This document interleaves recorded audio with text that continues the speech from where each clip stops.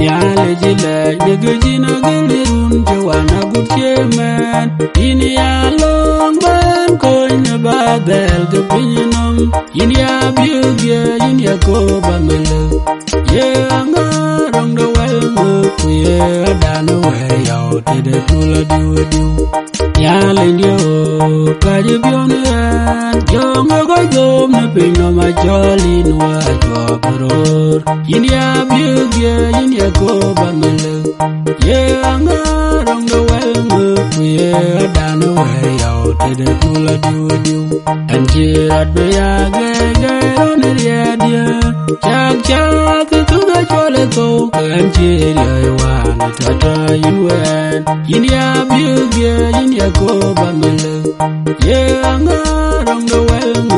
ye adano we yaw tede kula diu